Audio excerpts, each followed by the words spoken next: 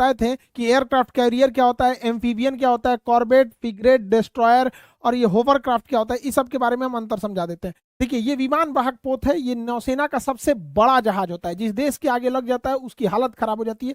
इसके ऊपर लड़ाकू जहाजें खड़ी होती हैं और एक रनवे होता है, इस पे जहाजें उतरती हैं और दुश्मन देश के ऊपर बम्बार्डमेंट कर पाती हैं। क्योंकि ये जहाजें जो लड़ाकू जहाजें होती हैं साइज में छोटी होने की वजह से इनका फ्यूल कम होता है, इसलिए बहुत दूर नहीं जा सकती है। और ये विमान वाहक पोत इतना बड़ा होता है कि इसके लिए कोई लिमिट ही नहीं है, दुनिया में कहीं पहुंच सकता है। और किसी भी देश से 200-300 किलोमीटर दूर ये अपना लंगर गिरा लेता है और वहां से फिर ये टेक ऑफ कर जाती हैं सब, और फिर वापस आते हैं, फ्यूल भरते हैं, मिसाइल भरते हैं। वरना पता चला हम लोग को अगर किसी दुश्मन देश जैसे चाइना पे हमला करना है आप, तो जाके पता चला फ्यूल ही खत्म हो गया या फिर इमिशन खत्म हो गया, बम खत्म हो गया, तो वापस आते आते हालत खराब हो जाएगा। इसलिए ये चलता फिरता एक मिलिट्री बेस होता है, ये बहुत जरूरी होता है। और ये अकेले नहीं चलता है क्योंकि इतना भारी भरकम होता है, इसके साथ पूरा बैटल ग्रुप चलता है। एयरक्राफ्ट कैरियर हो गया, इसके साथ कुछ डिस्ट्रॉयर चलते हैं, इसके साथ साथ विध्वंसक जिसे बोलते हैं, रिफ्यूलिंग के लिए कुछ चलते रहते हैं सब, इनके पास हॉस्पिटल शिप होती है, लैंडिंग क्राफ्ट होते हैं। तो ये पूरा जब चलते हैं ना, इसे बैटल ग्रुप कहा जाता है। तो ये दूर की लड़ाई में काम आते हैं। अब जब हम दुश्मन देश के ऊपर उतरते हैं तो हमें लैंडिंग प्लेटफॉर्म की जरूरत होती है और कुछ एम्फीबियन एयरक्राफ्ट की जरूरत होती है जो पानी और जमीन दोनों पे चल सकते हैं। लैंडिंग एयरक्राफ्ट एक बड़े होलो खोखले शेप के होते हैं जिनके अंदर टैंक, ट्रक, सैनिक भर दिया जाता है और ये जहाजों को दुश्मन देश के पास ले आके लगा दिया जाता है। और दुश्मन देश के पास लगा दिया जाता है, इसमें से हमारे सैनिक जो होते हैं इसके ऊपर निकल के हमला कर सकते हैं, इसलिए इसे हम लैंडिंग प्लेटफॉर्म के तौर पे। अगला जो होता है सुपर फास्ट के तौर पे यूज होता है होवरक्राफ्ट। होवरक्राफ्ट के नीचे एयर भरा होता है, ये बहुत तेज गति से आगे बढ़ते हैं यहाँ पर। होवरक्राफ्ट छोटे साइज के होते हैं, ये एंटी शिप पे हमला कर सकते हैं, किसी भी जगह पे अचानक पहुंचना है, तुरंत जल्दी से पहुंचना कंडीशन में होवरक्राफ्ट का यूज ज्यादा किया जाता है। अब मेन बैटल को समझते हैं, डिस्ट्रॉयर क्या होते हैं। विमान वाहक पोत जो एयरक्राफ्ट कैरियर होता है वो बहुत बड़े साइज का, के बाद अगर सबसे ज्यादा किसी का यूज होता है तो डिस्ट्रॉयर का होता है, हिंदी में विध्वंसक कहते हैं। ये बहुत विशाल आकार का जहाज होता है, जैसे हमारा कोलकाता का क्लास का डिस्ट्रॉयर वगैरह, ये सब बहुत विशाल आकार के।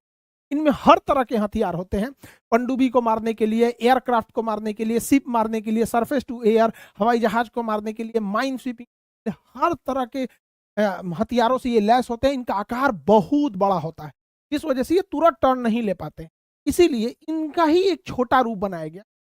सेम यही चीज होकर थोड़ा छोटा रूप बनाया गया जिसे हम फ्रिगेट कहते हैं। फ्रिगेट कंपेरेटिवली डिस्ट्रॉयर के तुलना में थोड़ा छोटे होते हैं, जिस वजह से इनके पास हथियार कम आता है, मिसाइलें कम होती हैं, बट ये हल्के होने के कारण बड़ा तेज मूव कर लेते हैं, तुरंत अपना लोकेशन बदल देते हैं, जिस पर हमला करना थोड़ा मुश्किल। डिस्ट्रॉयर का ही छोटा रूप जो होता है वो फ्रिगेट होता है। डिस्ट्रॉयर दूर तक हमला करता है, फ्रिगेट कम दूरी तक मारता है, मीडियम रूज। और सबसे छोटा आकार का जंगी जहाज जो होता है उसे कॉर्बेट कहते हैं। कॉर्बेट जो होते हैं बहुत छोटे आकार के होते हैं, बहुत दूर तक नहीं जा पाते, लेकिन बहुत तेज मैनेवरेबल होते हैं, ये सब बड़ी तेज घूम जाते हैं, सब छोटे छोटे साइज के ही होते हैं। यहाँ पे बेसिकली इन्हें मिसाइल लॉन्च करने के लिए ही यूज किया जाता है। छोटे होते हैं, कहीं जाके किसी जहाज को मार के चल, और इन्हें ना पकड़ना भी बड़ा मुश्किल। रडार में पकड़ाते हैं तो ऐसा लगता है मछली मारने वाला जहाज है, लेकिन बड़े घातक होते हैं। भारतीय नौसेना इसकी अहमियत को समझती थी। 1971 के युद्ध से पहले भारतीय नौसेना की तैयारी थी ऐसे ही कॉर्बेट्स को, जो मिसाइल कॉर्बेट जहाजें थे, इन्हें रसिया से प्राप्त करना। रसिया का एक जगह है व्लादिवोस्टक, ज्योग्राफी में आपको पढ़ाए थे। व्लादिवोस्टक से एक ट्रेन जाती है सेंट पीटर्सबर्ग तक, दुनिया की सबसे लंबी रेल मार्ग है, ट्रांस साइबेरियन का। ट्रांस मतलब इस पार से उस पार, साइबेरिया इधर का भाग साइबेरिया कहलाता है, ये वाला भाग यूरेशिया कहलाता है। खैर ये तो ज्योग्राफी का पार्ट होगा। ये जगह है व्लादिवोस्टक। तो व्लादिवोस्टक में भारत ने 1971 के जंग के मद्देनजर रखते हुए यहाँ रसिया को ऑर्डर दिया कि कुछ मिसाइल कॉर्बेट बनाने के लिए। कॉर्बेट छोटे होते हैं, तो मिसाइल को लगाया गया। स्टिक मिसाइल्स थी, बहुत बेहतरीन निशाना लगाती थी, एनालॉग। यहाँ ये बना दिया गया और यहाँ से इन कॉर्बेट को कोलकाता लाया गया। ये इतनी छोटी होती हैं कि अपने से नहीं आ सकती, फ्यूले खत्म हो जाता, इस जगह पेट्रोल भरना पड़ता है, इसलिए इन्हें दूसरी जहाज पे लाद के कोलकाता लाया गया। फिर कोलकाता से उतारा गया क्रेन की मदद से पानी में, और उसको रसरी से बांध के, मोटका रस्सा से बांध के कलकत्ता लाया गया। कलकत्ता से मुंबई लाया गया, कहा गया कि यहाँ तुमको खड़ा रहना है, क्योंकि 1971 में पाकिस्तान की कमर तोड़ना क्या दिए। 71 का जंग भी चालू हो गया। पता चला कि ये आधी रास्ते जाएंगे तो इनका फ्यूल खत्म हो जाएगा। अब ये जाए कैसे जाए भैया, ये तो दूर तक जा ही नहीं सकती है। तब दिमाग लगाए देखो बड़का जहाज लाया गया और कहा गया कि देखिए भैया, बड़का जहाज जो रहेगा ना, ये बड़ा वाला जहाज इन लोग को खींचेगा, बड़ा वाला जहाज खींचेगा और यहां तक ले आके छोड़ देगा। सोचिए, खींच के टोचन करके लेके आ गया था इन जहाजों को, मुंबई से टोचन करके ले गए लोग यहाँ पर अरब सागर में और यहाँ छोड़ दिया गया। अब उसके बाद ये हमला करने के लिए तैयार हो गए। 3 जहाज जिन्हें ले गया गया था, आईएनएस वीर, देखिए इंडिया की जो भी जहाज रहेगी उससे आईएनएस लगा रहता है, जिसका नाम मतलब होता है इंडियन नेवल शिप। आईएनएस वीर, आईएनएस निर्घट और आईएनएस निपट, इतने छोटे थे ना कि उतनी लंबी दूरी तय करते तो आधा इनका फ्यूल खत्म हो जाता, लौट के नहीं आ पाता। बांध के लेके गए, मुंबई बंदरगाह से इन्हें बांध के ले गए लोग इन तीनों को और यहाँ पे ले आके खड़ा कर दिया, खड़ा कर दिया। अब दिक्कत ये था कि इतने छोटे थे, एयरफोर्स देख लेती पाकिस्तानी एयरफोर्स, तब तो दिक्कतें हो जाता, बम गिरा देती इन लोग के ऊपर। इसलिए इनको रात में बांध के ले गए, इनको रात में लेके गए लोग हम लोग 4 दिसंबर 1971 की रात को। रात में निर्घट को लेके गए लोग अरब सागर में बांध के, इसने देख लिया पाकिस्तानी डिस्ट्रॉयर। सोचिए, ये खुद था कॉर्बेट, निर्घट था कॉर्बेट, सबसे छोटा होता है, और पाकिस्तान का डिस्ट्रॉयर बड़ा होता है। डिस्ट्रॉयर का नाम था खैबर, खैबर का खैरियत ले लिया निर्घट ने, खैबर का ऐसा खैरियत लिया, ऐसा खैरियत लिया, मारा दूधू को मिसाइल ले धड़ाधड़, ऐसा खैरियत लिया कि बेचारा वहीं डूब गया।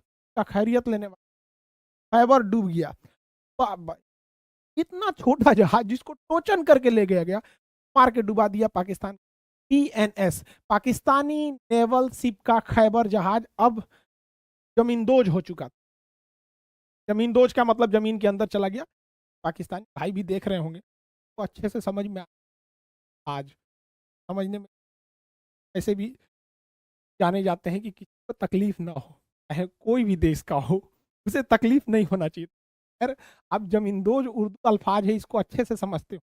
आगे बढ़ते हैं, अभी 3 को गया था सब, इसको एक और को ठेल के ले गए यहाँ पर, उसका नाम था वीर, आईएनएस वीर। इसने देख लिया आईएनएस मुहाफिज को।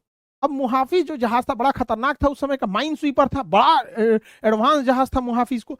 इसने भी मारा एक मिसाइल, आईएनएस मुहाफिज, पीएनएस, आईएनएस नहीं जी, आईएनएस तो वीर के आगे लगेगा ना, इंडियन नेवल शिप, इसके आगे पीएनएस लगा था, पीएनएस मुहाफिज। मारा धाए से पीएनएस मुहाफिज भी डूब, खुदा हाफिज ए मुहाफिज, खुदा हाफिज, अब अलविदा, भी डूब गए। पीएनएस मुहाफिज क्या हो गया, डूब गया, पानी में डूब गया यहाँ पे।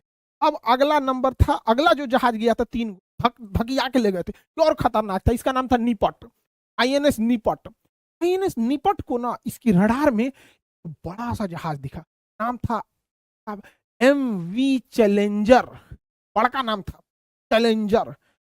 चला एमवी चैलेंजर जो है पाकिस्तान को मिसाइल गोला बारूद भर के अपने ले जा रहा था। लो मारो भारत को, अमेरिका उसको भर के दिया, इजराइल को दिया है भर के। भारत ने कहा भर के देगा, मारेगा हम लोग को। निपट ने कहा आओ हम तुमको निपटा देते हैं। तो आईएनएस निपट जो कॉर्बेट क्लास का जहाज, इतना छोटा जो जा नहीं सकता था, मारा धड़ाम से मिसाइल चैलेंजर पे, एमवी चैलेंजर तहस नहस हो गए। अब बिना कुछ बचाए 30 सेकंड के अंदर जमीन दोज हो गए, पानी दोज हो गए, जमीन दोज नहीं जी, पानी दोज, पानी में चल बर्बाद हो गया, गोला बारूद भी तहस नहस हो गया। ये निपट, निपट शरीफ नहीं था, लौटने टाइम भी सोचा कि एगो को निपटा के आते। तो जब ये लौट रहा था, जब ये लौट रहा था वापस, तो इसे कहा कि लौटने टाइम ना कराची बंदरगाह पास एक ऑयल डिपो था, नाम था उसका किनारी, किनारे पे था किनारी ऑयल डिपो।